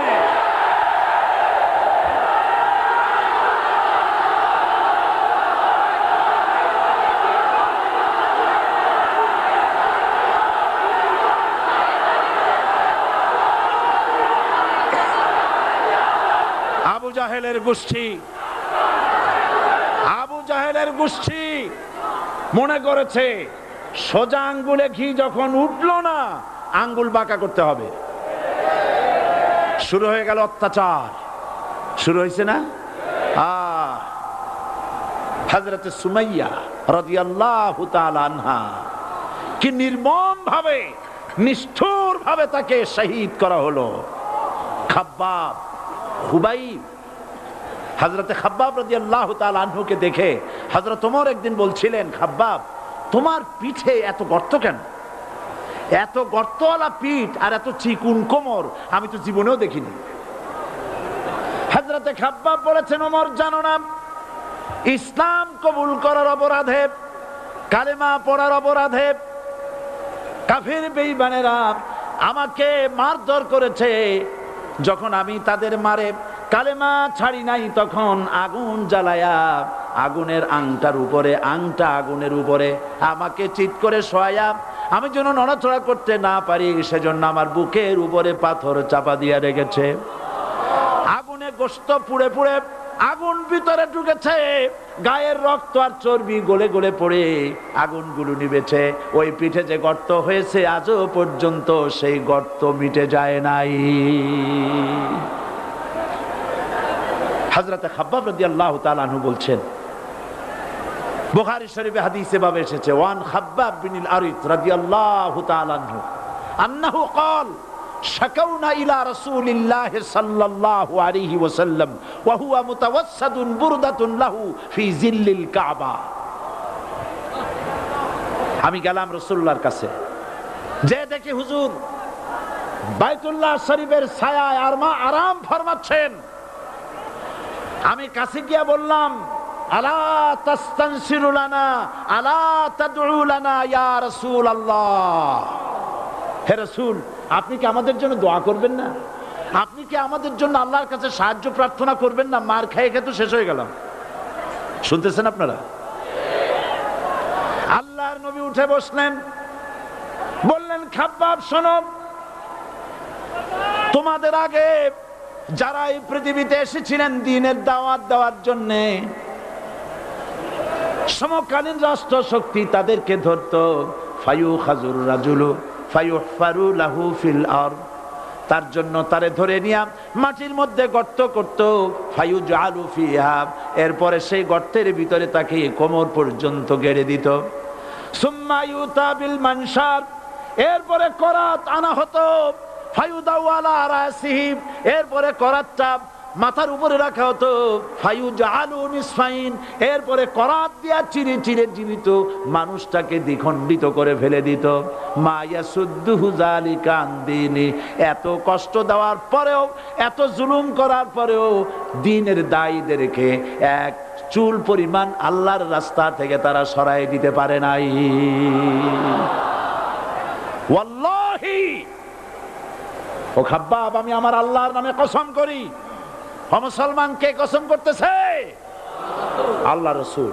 আমি আমার আল্লাহর নামে কসম করি, ওয়াল্লাহি লা ইউতাম্মান্নাল্লাহু হাযাল আমর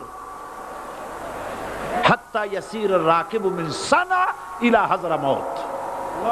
সেদিন বেশি দূরে নয়, ইয়েমেনের রাজধানী সানা থেকে শুরু করে সৌদি আরবের হাজরামাউত পর্যন্ত হাজার হাজার মাইল, এই দীর্ঘ পথে যুবতী নারী তার সৌন্দর্যের পশ্চা নিয়া, আর ধনাঢ্য ব্যক্তিরা সওদাগরেরা তাদের টাকা পয়সা নিয়া একাকে নিয়ে অথবা দলবদ্ধ ভাবে মানুষেরা যাতায়াত করবে। লা ইয়াখাফু ইল্লাল্লাহ, মানুষের মনের মধ্যে কোনো ভয় থাকবে না। এমন একটা সময় আসবে, ওয়ালাকিন্নাকুম তাস্তাজিলুন, অথচ তোমরা বড্ড তাড়াহুড়ো করছো। তাড়াহুড়ো করো না, অপেক্ষা করো, ধৈর্য ধরো, মার খাও, জেলে যাও, শহীদ হও, আল্লাহর রাজ কায়েম হবেই হবে।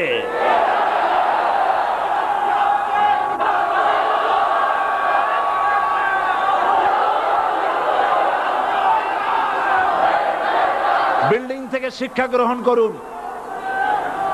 বিল্ডিং, ইমারত, দালান থেকে শিক্ষা গ্রহণ করুন। এই যেটা দালান আছে না পাশে, দেখতে পাচ্ছেন?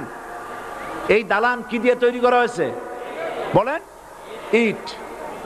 সমস্ত ইটেরা যদি ধর্মঘট করত, আমরা কেউ মাটির তলায় যাব না, কেউ আমরা আগুনে পুড়ে ঝামা হব না, পিক হব না, কেউ আমরা টুকরা টুকরা হব না, সবাই থাকবো উপরে উপরে, তাহলে কি দালান হইতো নাকি?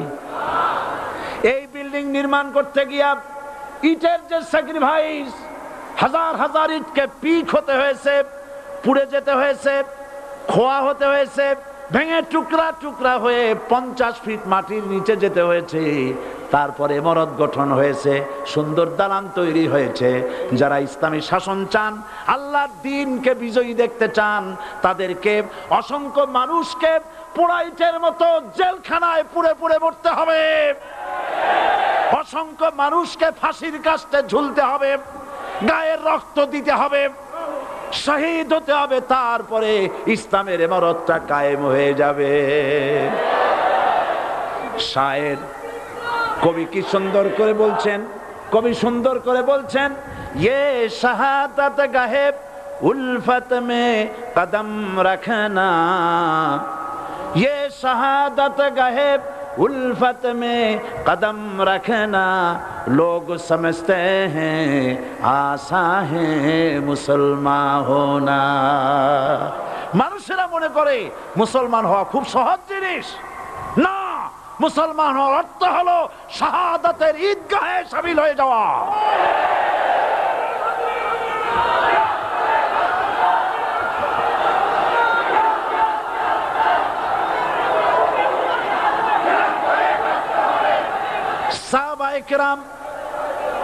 সাহাবায়ে কেরাম মার খেলেন, এবার স্বয়ং আল্লাহর নবীর গায়ে হাত তুলল। আবু জাহেল এসে হুজুরকে মারলেন, গলায় চাদর দিয়া এমন জোরে টান মেরেছে, রাসূলুল্লাহ পড়ে গিয়েছেন। হাদিসে এসেছে হুজুরের চোখ মোবারক ঠিকরে পড়ে যেতেছে, চেহারা মোবারক লাল হয়ে গিয়েছে, জমিনের উপরে আছাড় মেরে ফেলেছে। রাসূলের এই অবস্থা দেখে হযরতে হামজা তখনও কাফের ছিলেন, শিকার থেকে এসে তিনি এই দৃশ্য দেখলেন, দাসীর মুখে শুনলেন, ছুটে চলে গেলেন আবু জাহেলের বাড়িতে। যায় বলে, আবু জাহেল রে, তুই মুহাম্মদ সাল্লাল্লাহু আলাইহি ওয়াসাল্লাম মেরেছিস, বল কেন মারলি? এমন ভালো মানুষ তো জীবনে চোখে দেখি নাই, যিনি কোনো মিথ্যা কথা বলেন না, ভালো ভালো কথা বলেন, এক আল্লাহর গোলামি করার জন্য বলেন। এই সব ভালো কথা বলার জন্যই তুই তারে মারলি নাকি? আরে আবু জাহেল, তুই কি মনে করেছিস মুহাম্মদ সাল্লাল্লাহু আলাইহি ওয়াসাল্লাম তার পিতা আব্দুল্লাহ মারা গেছে বলে মুহাম্মদ সাল্লাল্লাহু আলাইহি ওয়াসাল্লাম এতিম হয়ে গেছে এই মনে করেছিস নাকি? জেনে রাখ, মুহাম্মদ সাল্লাল্লাহু আলাইহি ওয়াসাল্লামের পিতা আব্দুল্লাহ মারা গেছে, কিন্তু চাচা হামজা তো মরে যায় নাই। হাতের ধনুক দিয়া এমন জোরে আঘাত মারলেন, আবু জাহেলের মাথা ফেটে রক্ত ফিনকি দিয়ে বেরিয়ে এলো। হযরতে হামজা ঘরে ফিরে এসে রাসূল করিম সাল্লাল্লাহু আলাইহি ওয়াসাল্লামের মস্তক মোবারক কোলে উঠায় নিলেন আর বললেন, বাবা, তোমাকে মেরেছে বলে আমি আবু জাহেলের মাথাটা ফাটায় দিয়ে আসছি, তুমি খুশি হও। হুজুর বলছেন, চাচা, কার মাথা ফাটাইছো এইটা বলে আমারে খুশি করতে পারবা না। হযরতে হামজা বলেন, তুমি কি হলে খুশি হবে? হুজুর বলেন, হামজা চাচা গো, আমি খুশি হব যদি একটিবার চাচা তোমার মুখে শুনতে পাই ঈমানের কালেমা। হযরতে হামজা বলেন, মুহাম্মদ সাল্লাল্লাহু আলাইহি ওয়াসাল্লাম, আমি বুঝতে পেরেছি তুমি কোনো সাধারণ মানুষ নও। সাধারণ মানুষ হলে পরে তুমি প্রতিশোধে বিশ্বাসী হতে, খুশি হতে। প্রতিশোধে বিশ্বাসী হও নাই, তুমি অবশ্যই আল্লাহর নবী, কোনো সন্দেহ আমার নাই। তুমি সাক্ষী থাকো, আমি পড়ে নিলাম, লা ইলাহা ইল্লাল্লাহু মুহাম্মাদুর রাসূলুল্লাহ। জোরে পড়ো, লা ইলাহা ইল্লাল্লাহু মুহাম্মাদুর রাসূলুল্লাহ। ঘাবড়াবার কারণ নাই। এর অর্থ এই নাই যে আপনারা কালেমার দাওয়াত দিবেন আর রাষ্ট্রশক্তি আপনারে পিটাইতেই থাকবে, আপনার কোনদিন আপনার সুদিন ফিরে আসবে না। বিষয়টা কি এমন না।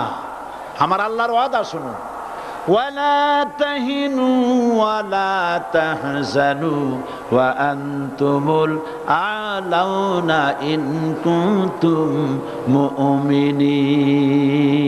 মুমিন যদি হও আমি তোমাদেরকে বিজয় দান করব। সুবহানাল্লাহ বলেন। আজ যদি আমাদের উপরে বিপদ এসে থাকে তাহলে তার একমাত্র কারণ পূর্ণাঙ্গ ঈমানের অভাব আমাদের মধ্যে রয়েছে, ঠিক কিনা? আজ পৃথিবীতে সব থেকে মার খায় কারা? চিল্লায় বলো। আলজেরিয়ায় কারা? বসনিয়ায় কারা? চেচনিয়ায় কারা? প্যালেস্টাইনে কারা? আহা, প্যালেস্টাইনের মুসলমানদেরকে মেরে মেরে শেষ করে দিল। দেখছেন ছবিতে না? দেখেন না? প্যালেস্টাইনের মুসলমানদের যে কে যখন মারা হচ্ছে, বাংলাদেশের প্রধানমন্ত্রী তখন আমেরিকায় ক্লিনটনের সঙ্গে কথা বলতেছেন। তিনি ক্লিনটনের কাছে তার পিতৃ হত্যার জন্য দায়ী সাজাপ্রাপ্ত 3 জন ব্যক্তিকে ফেরত চাচ্ছিলেন। আমার দৃষ্টিতে এটা কোনো অপরাধ নয়। সন্তান তার পিতার প্রতি আকর্ষণ থাকবেই। আমার আপত্তি সেখানে আপনি প্রধানমন্ত্রী শুধু শেখ পরিবারের প্রধানমন্ত্রী নন, শুধু আওয়ামী লীগের প্রধানমন্ত্রী হওয়া উচিত নয় আপনার। আপনি পৃথিবীর দ্বিতীয় বৃহত্তম বাংলাদেশের 12 কোটি মুসলমানের প্রধানমন্ত্রী। পিতৃ হত্যার আসামি ফেরত চাইলেন, কিন্তু বিল ক্লিন্টনের আশ্রয় প্রশ্রয় লালিত পৃথিবীর অসভ্য জাতি সন্ত্রাসী ইহুদিরা প্যালেস্টাইনের মুসলমানদেরকে পাখির মতো গুলি করে হত্যা করছে। আপনি কেন এর জবাব চাইলেন না?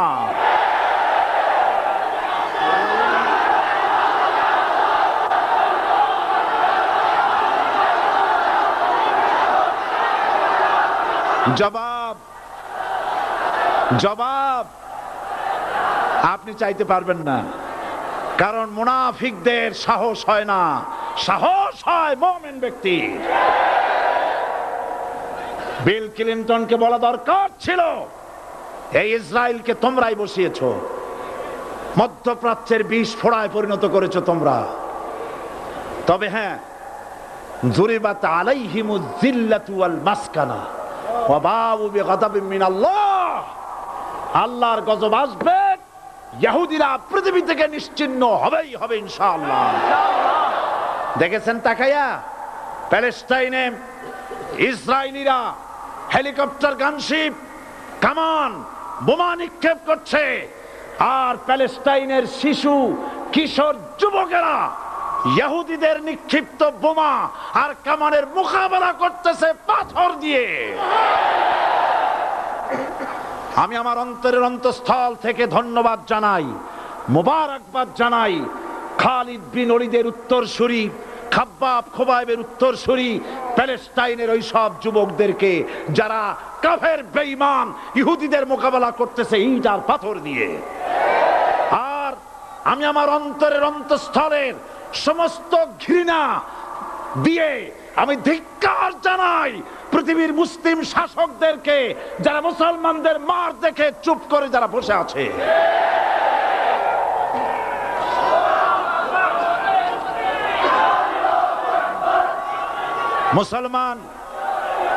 মুসলমান যদি মুসলমানের মতো হয়, 10 জন যথেষ্ট। কয়জন যথেষ্ট? কোথায় আছে কথা? আল্লাহ পাক কোরআন শরীফের মধ্যে বলেছেন, একজন যদি হও ইমানদার মুত্তাকি 10 জনের উপরে বিজয়ী হবে। 10 জন যদি হও 100-এর উপরে বিজয়ী হবে। 100 যদি হও 1000-এর উপরে বিজয়ী করব। জোরে বলেন সুবহানাল্লাহ। কবি বলতেছেন, ফিজায়ে বদরে পয়দা কুন ফেরেশতে তেরি নুসরত কো উতার সকতে গর্দু সে কতর অন্দর কতর আবি। বদরের মুসলমানদের মতো ঈমান আনো, তাহলে আকাশ থেকে কাতারে কাতারে ফেরেশতা নাজিল করে দিয়ে আল্লাহ পাক তোমাদেরকে সাহায্য করবেন। সুবহানাল্লাহ। সে আল্লাহ আছে না নাই? জোরে বলেন, আছে না নাই?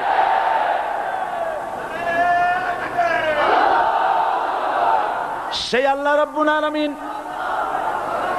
কোরআনে কারীমের ভিতরে আয়াতুল কুরসির মধ্যে বলে দিয়েছেন, আল্লাহু লা ইলাহা ইল্লা হুয়াল হাইয়ুল কাইয়্যুম। প্রাণ খুলে সবাই পড়েন, বসা মানুষ, দাঁড়ানো মানুষ। আল্লাহু লা ইলাহা ইল্লা হুয়াল হাইয়ুল কাইয়্যুম।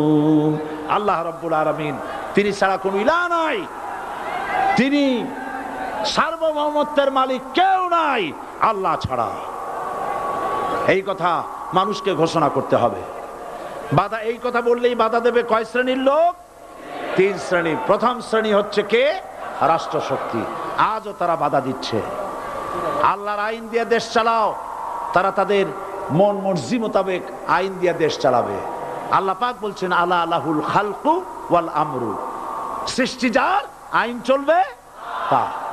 কারো বাবার আইন চলতে পারে না, নিজেদের তৈরি করা আইন চলবে না। ইনিল হুকমু ইল্লা লিল্লাহ। একমাত্র আইন চলবে কার? এই আইন রাসূল করিম সাল্লাল্লাহু আলাইহি ওয়াসাল্লাম মদিনায় কোরআন দিয়ে প্রতিষ্ঠিত করেছিলেন। আল্লাহর বিধান, আল্লাহর সার্বভৌমত্ব কায়েম করেছিলেন।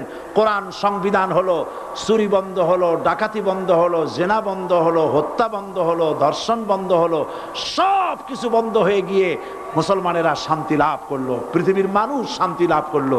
সুবহানাল্লাহ বিহামদিহি। আজ মুসলমানেরা শত্রু চেনে না, বন্ধু চেনে না। বন্ধুকে বানায়েছে শত্রু, শত্রুকে বানায়েছে বন্ধু। কে বন্ধু কে শত্রু চিনাই দিবেন কে? আল্লাহ। বলেন কে দিবেন? আল্লাহ রাব্বুল আলামিন কোরআনে কারীমের মধ্যে পরিষ্কার করে বলেছেন, লাতাজিদান্না শাদ্দান নাসি আদাওয়াতান লিল্লাযীনা আমানুল ইয়াহুদা ওয়াল্লাযীনা আশরাকু। আল্লাহ পাক বলছেন, হে রাসূল, মানুষের ভিতরে দুইটা শ্রেণী মুমিনদের জন্য সব থেকে জঘন্য দুশমন। কয়টা শ্রেণী? দুইটা। একটা হলো ইহুদ, আর একটা হলো মুশরিক। একটা হলো ইহুদি, আর একটা হলো মুশরিক। এটা হলো তোমাদের দুশমন। আর আজ আমাদের দেশে, পৃথিবীর বিভিন্ন দেশে মুসলমানেরা মুশরিকদের সঙ্গে সম্প্রীতি বাড়াচ্ছে, মুসলমানদের সাথে শত্রুতা বাড়াচ্ছে। আজ আমার দেশে পূজা পার্বণে বাধা নাই। পূজা পার্বণে বাধা আছে? পূজা পার্বণে বাধা নাই। বাধা কোথায়? কোরআন শরীফের তাফসীর মাহফিলে। কোরআনের তাফসীরের মাহফিলে বাধা দেওয়া হচ্ছে। গান বাজনায় 144 ধারা নাই, কিন্তু কোরআন শরীফের মাহফিলে 144 ধারা দেওয়া হচ্ছে।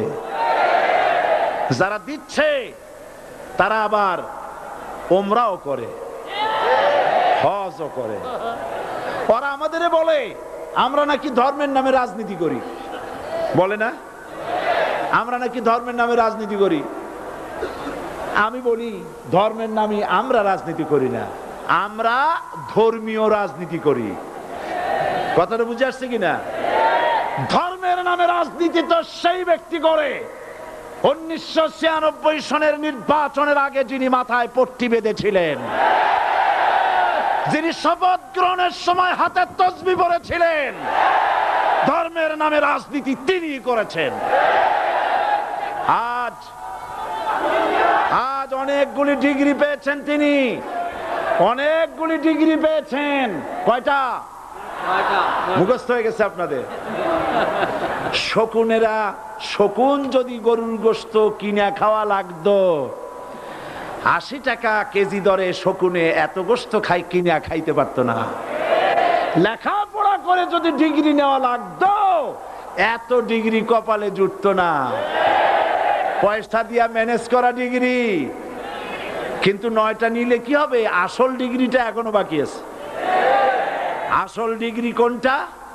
নির্বাচনের আগে পট্টি বেঁধে তসবিহ নিয়ে গোটা জাতিকে যে সফলভাবে প্রতারণা করতে আপনি পেরেছিলেন, মহা প্রতারক হিসেবে সেই ডিগ্রি আগামী নির্বাচনের মোক্ষম সময় জনগণ আপনার গলায় পরায় দেবে।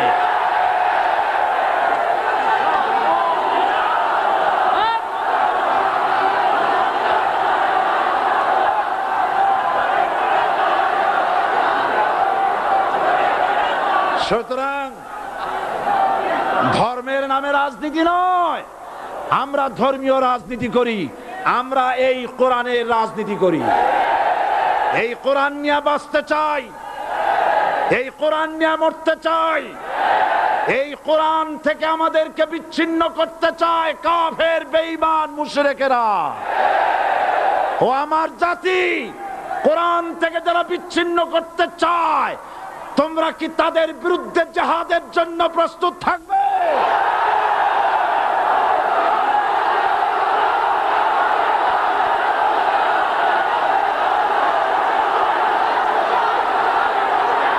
বসেন, বসেন, বসেন,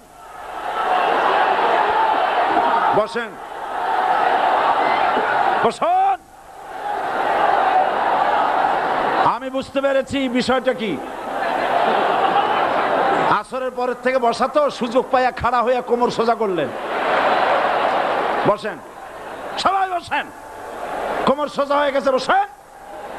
এত বড় মাহফিল, জীবনে আর একটা পাবো নিশ্চয়তা আছে কি? জোরে বলেন আছে?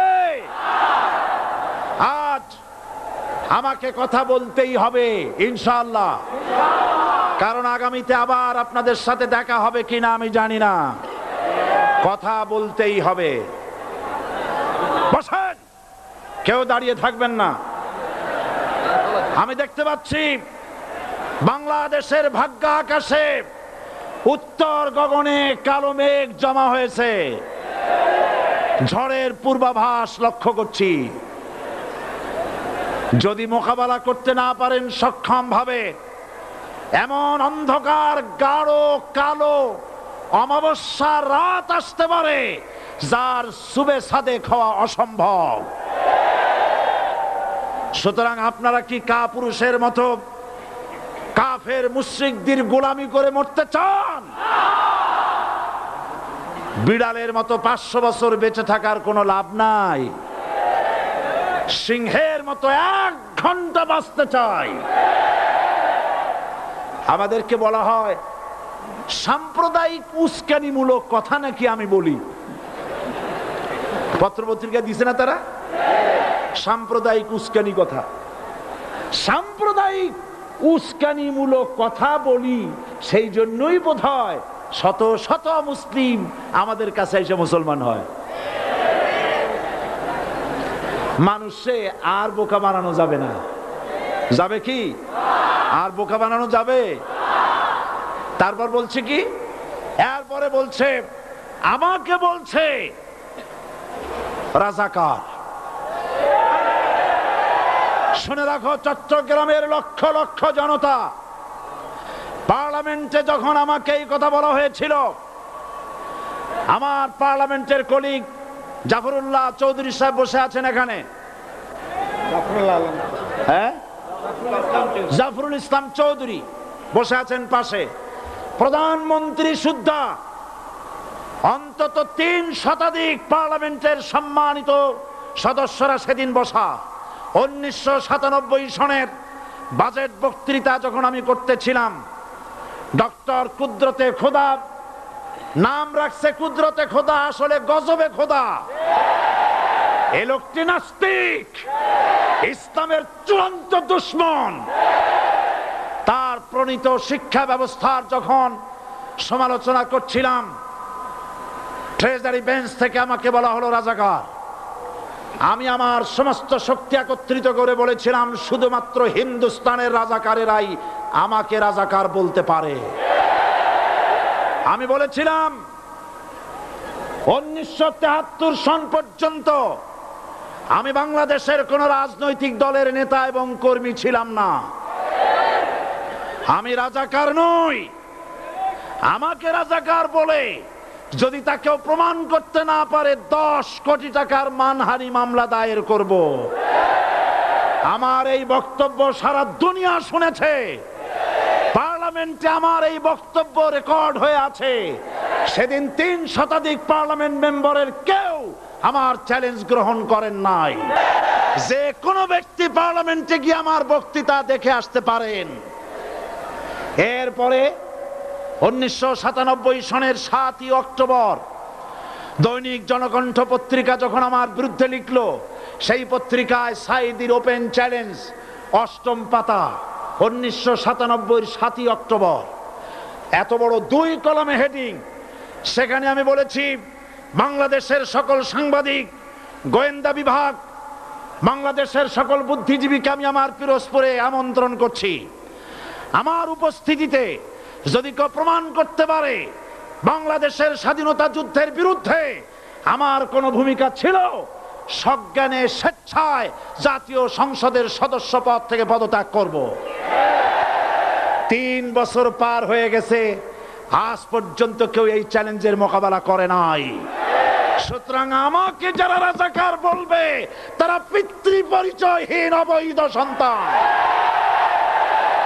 1971 সনের, শোনো মুসলমানেরা, 1971 সনের কোন কাদা সাইদির গায়ে লাগে নাই। আমাকে রাজাকার বলে জনগণ থেকে বিচ্ছিন্ন করবা, জনগণ থেকে আমারে বিচ্ছিন্ন করা যাবে না। কারণ এই জনগণ আমার জন্য আসে না, এই জনগণ আসে আল্লাহর কোরআনের জন্য।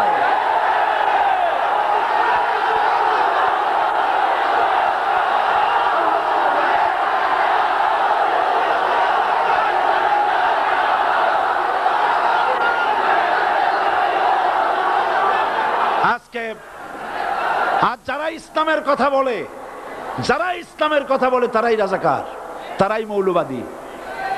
মৌলবাদী বললে আমরা অসন্তুষ্ট হই না, কারণ মৌলবাদী শব্দটা আসছে মূল থেকে। মৌল শব্দ এসেছে মূল থেকে। মূলবাদী তার মানে যারা মূলে আছে। মূল হলো কোরআন, মূল হলো হাদিস, মূল হলেন আল্লাহ, মূল হলেন আল্লাহ রসুল। আমরা আছি মূলে। এখন বলেন তো মূলের শক্তি বেশি না আগার শক্তি বেশি? আমাদের যারা মৌলবাদী বলে ওরা হলো আগাবাদী। মূলে আছে কত কোটি? 12 কোটি। মূলে আছে কত কোটি? আর আমাদের যারা মৌলবাদী বলে ওই থাকো গাছের আগায়, আমরা মূলে। লাভালাভি বেশি করবা না, 12 কোটিতে গাছের গোড়া আসতে নানা দেবে, মামু বাড়ি দিল্লি গিয়ে পড়বা, বাংলার জমিনে জায়গা হবে না। এ কথা বিশ্বাস করো। বাংলাদেশের মুসলমানদের শরীরে এক বিন্দু রক্ত থাকতে শয়তানের তৈরি করা ধর্মনিরপেক্ষ মতবাদ বাংলার জমিনে কায়েম হতে দেওয়া হবে না, হবে না।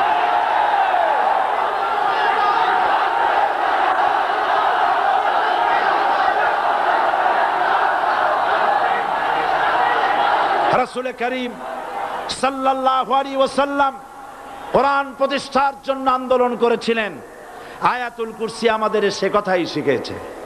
আল্লাহ রাব্বুল আলামিন বলেন, আল্লাহু লা ইলাহা ইল্লা হুয়াল হাইয়ুল কাইয়ুম। প্রাণ খুলে পড়েন, আল্লাহু লা ইলাহা ইল্লা হুয়াল হাইয়ুল কাইয়ুম। আল্লাহ হচ্ছেন তিনি যিনি ছাড়া কোনো ইলাহ নাই, আইনদাতা নাই, বিধানদাতা নাই। আমরা মানুষের তৈরি করা আইন মানি না। 12 কোটি মুসলমানের দেশে আইন তৈরি করবে মানুষ, আমরা মানব না। পার্লামেন্টে তৈরি হতে হবে কোরআন দিয়ে, পার্লামেন্টে আইন তৈরি হতে হবে কোরআন দিয়ে। সুতরাং ভয় যতই পান আর যতই ষড়যন্ত্র করেন, 4 দল যখন একত্রিত হয়েছে, ঐক্যবদ্ধ থাকবে, সরকার ঐক্যবদ্ধভাবে গঠন হবে, নির্বাচন ঐক্যবদ্ধভাবে হবে এবং কোরআন হবে, আল কোরআনের পার্লামেন্ট হবে বাংলাদেশে।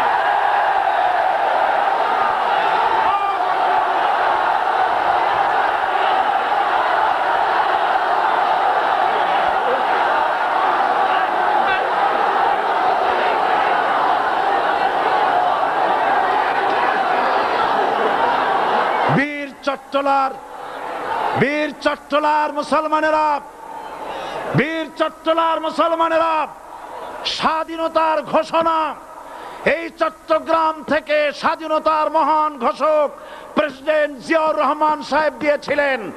এই চট্টগ্রাম থেকেই ইসলামী রাষ্ট্রের ঘোষণা হবে।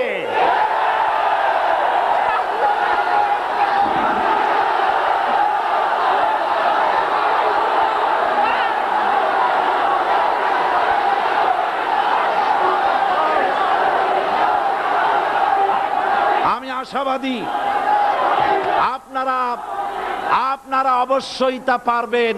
আমি 100% বিশ্বাস করি ইনশাআল্লাহ। কারণ যে ষড়যন্ত্রের মোকাবেলা করে স্থানীয় রাজনৈতিক দলের নেতৃবৃন্দ কোরআনের মাহফিল সিনায় এনেছেন, আমি প্রথম দিনই বলেছি চট্টগ্রাম তাফসিরুল কোরআন মাহফিল কোন রাজনৈতিক দলের প্রতিনিধিত্ব করে না। এটা কোন জামাত শিবিরের একক সম্পদ নয়, এটা চট্টগ্রামের মুসলমানদের কলিজার টুকরা তাফসিরের মাহফিল। সুতরাং এই মাহফিল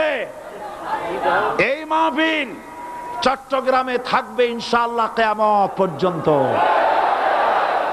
144 ধারা 288 হয়ে গেছে। ষড়যন্ত্র পায় পায় চলে গেছে। আমি ওই সব ছেলেদের বলি, সরকারি দলের ছাত্র হইয়া মুসলমানদের বিপক্ষে যাইও না।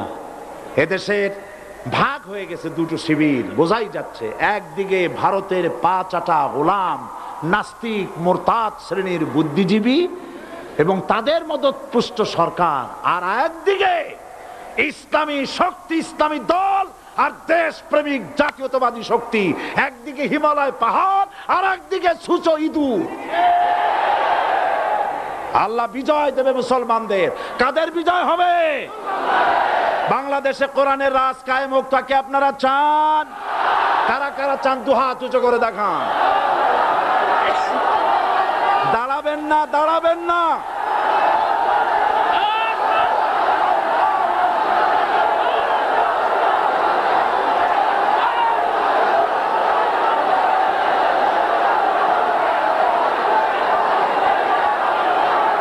বসুন, বসুন, আবার বসেন, বসুন। জোরে সরে জিকির করেন লা ইলাহা ইল্লাল্লাহ, আরো জোরে লা ইলাহা ইল্লাল্লাহ, লা ইলাহা ইল্লাল্লাহ,